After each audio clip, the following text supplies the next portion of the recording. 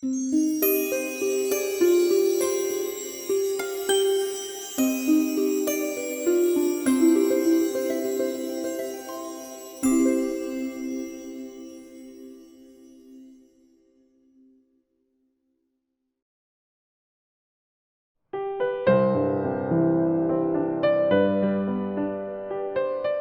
های نقاشیتون چجوری انتخاب میکنید؟ واقعیتش هر وقت کار میکنم اصلا سوژه‌ای ندارم، فقط میگم که میخوام فرض میکنیم با این کارهای مشبک انجام بدم، درسته؟ تمام شد. یعنی دیگه چی میخواد تو اونجا به اصطلاح به وجود بیارم و چی مثلا باید آخرش در میاد، اصلا دست من نیست. خود کار دیکته میکنه که چی کار باید بکنی. یعنی اینی که من دنبال سوژه مثلا هر بعضی وقتا حتی طبیعت بیجانا ناتورمورتایی که من میکشم اینا اکثرا تخیلیه. اینجوری نیستش که من چیزی رو بچینم و روش کار کنم و اینا. همینطوری نگاه میکنم از نظر نور و رنگ و نمیدونم سایه فلان اینا رو من تو ذهنم هست. وقتی کار میکنم ناتورمورت اینا توی ذهنم هست، شروع میکنم چیه اونا رو پیاده کردن، اونا رو کار کردن. چیز خیلی ساده و معمولی شد دارم عرض میکنم. اینی که از قبل مهندسی شده و بیایی مثلا روش این دیگه از حالت نقاشی خارج میشه. مثل چی میشه؟ معماری میشه. ببینید معماری یا مجسمه سازی مشخصه، یه محدودیت به تو دادن، فرض کن یک زمینی، یک کاغذ مشخصه، شروع میکنی تو اون محدوده زمین شروع میکنی طراحی کردن. نقاشی اصلا نمیشه چیه از پیش بینی کرد.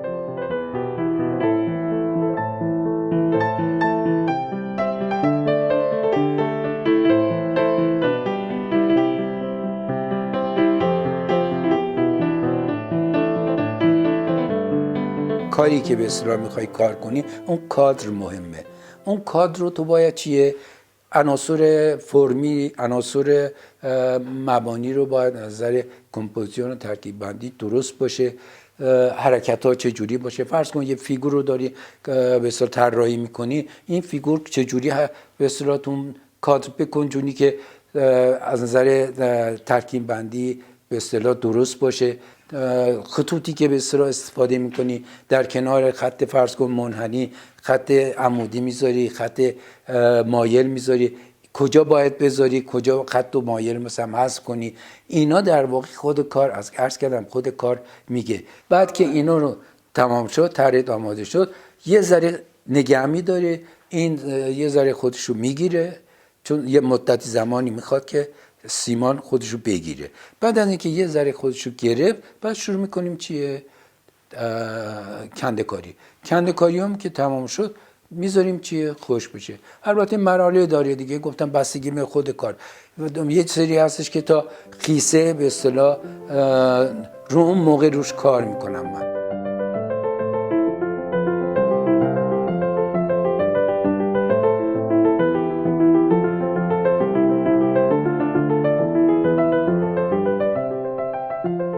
من بارها تو کارم دیدم که کار تمام نشده. البته یه جا حس میکنی که بس دیگه، میدونی، ولی بعد از یه مدتی که دوباره میگذری وقتی کار نگاه میکنی میبینی که نه، یه جا کار هستش که الان من میگم نشون میدم که من 4 بار روش کار کردم، برای اینکه کار اون چیزی که باید باشه در نیامده بود. اینی که دوباره چیه اینو عوض کردم و عوض کردنم خیلی سخته، میدونی سیمان خیلی سخته، چون تا خیسه خیلی راحت قابل انعطاف راحت میتونی چیه دروش کار کنی، ولی وقتی خوش شد دیگه خیلی سخته.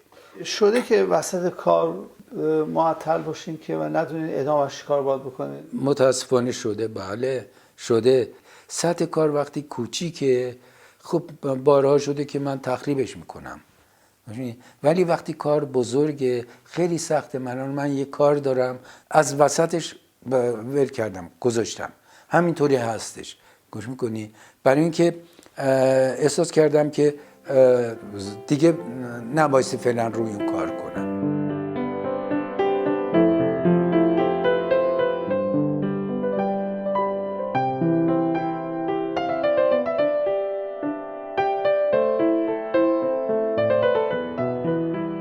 انواع چهره ها و ترکیبش در کل این چجوری به وجود میاد؟ انسان همیشه در تغییر، همون تغییری که در شرایط زندگی حاکمه یا در زمان حاکمه، انسان هم چیه؟ در حال تغییره. این تغییر چجوری بوده؟ من اومدم گفتم همون برای شروع کار که همون خراشیدن بود و فلان اینا، از اونا بگذاریم، اومدم چیکار کردم؟ یه اتودی کردم روی کاغذ پوستی، فیگور معمولی بود. بعد دوباره یه فیگوری دیگه من چیه؟ طراحی کردم دوباره رو کاغذ پوستی. این دوتا رو انداختم رو هم. اینو وقتی انداختم رو هم، اینو حرکت دادم. این حرکت وقتی یکیشو حرکت میدادم، در واقع یک حرکتی در کل صفحه ایجاد میشد، مثل انیمیشن. اینجا در واقع فیگور مطرح نیست، چند پارگی مطرحه، دگرگونیه. گفتم همون چیزی که انسان در بچگی بازی نقشی داره، در اینجا همون دگرگونی یک بازیه. دو تا حالت مختلف وجود داره، یکی حالت برجسته است، یکی حالت فرو رفته است، یعنی حالت باریلیف و اورلیف که در لاتین هست، در اینجا ولی در صورت مسطح، نه اینکه برجسته ما بکنیم اینو مثل باریلیف یا اینو کار مسطحه، ولی وقتی ما نگاه میکنیم این فرو رفتگی و برجستگی رو در اینجا چیه میبینیم. این در اثر تغییر نوره، حرکت نوره.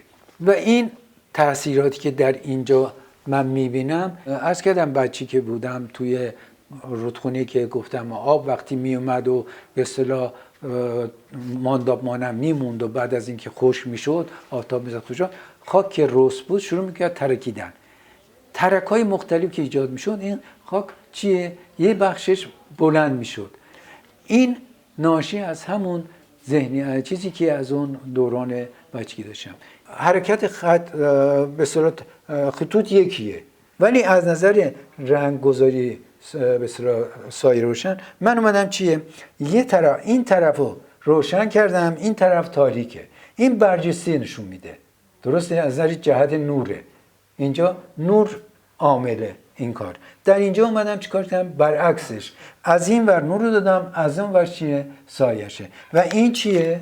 همون حالت برجستگی و فرو رفتگی رو در اینجا نشون داده شده.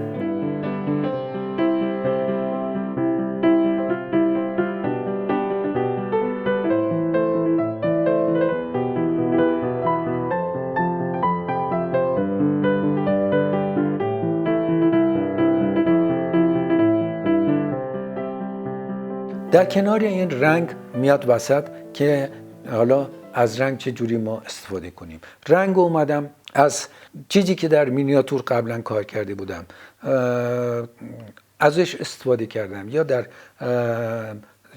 چیزای نقوش قالی و فلان اینا وجود داره، من به اصطلاح ازش استفاده کردم. بین این خطوطی که به اصطلاح خراشیده یا تراشیده میشد، رنگای بین این توی این سطوح با رنگ پر میشد. در کنار اون اومدم از عناصر تزیین استفاده کردم، برای اینکه عنصر تزیین کلا در فرهنگ جامعه ما حاکمه. ما نمیتونیم از این بگذریم. نمونهش فرض کن اینو وقتی من در نقاشی استفاده میکنم، یک سطوح میام چیکار میکنم؟ از یه سری عنصرهای خطی تزیینی استفاده میکنم در کنار یک سطح مستوی صاف. این تغییر و تضادی که ایجاد میشه حالت دینامیسم به کار میده. در کنار تزیین یه چیزایی هم میشه به این اضافه کرد که اون مسئله بافته.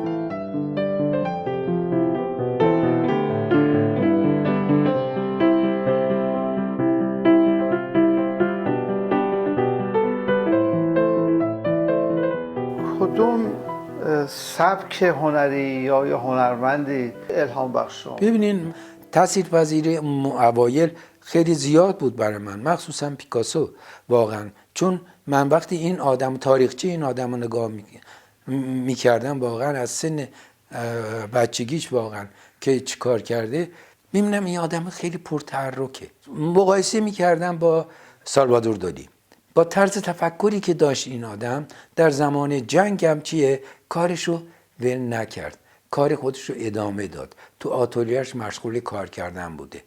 سالوادور دالی اومد چی کار کرد؟ برعکس این، کارش خیلی خوبه ولی شخصیتا دارم میگم آدم خیلی شلوغ کنی بود، دوست داشت همش چیه، خودشو نشون بده تو مجالس و تو جمع، بیشتر خودشو کارهای عجیب غریبی میکرد این آدم. پیکاسو تابلوی گرنیکا رو کشید، سالوادور دالی همون تابلوهای خودش رو ادامه داد که بعداً مردم تحریمش کردن، مردم اسپانیا تحریمش کردن چون با فرانکو چیه همکاری میکرد. ولی پیکاسو کار خودش رو کرد، در هر جا که نشسته بیکار نمونده، هر جا که دم دستش نیست روزنامه باطله، روزنامه رو برداشته چیه شروع کرده چیه کار، تو آتلیه‌اش روزنامه ریخته زمین، رنگی که مونده توی پالتش برداشته با اون پالت چیکار، رنگ اون پالت که تعمونده رنگات با اون روی روزنامه چیه باطله کار کرده. این تنوع، این زنده بودن این آدم میرسه.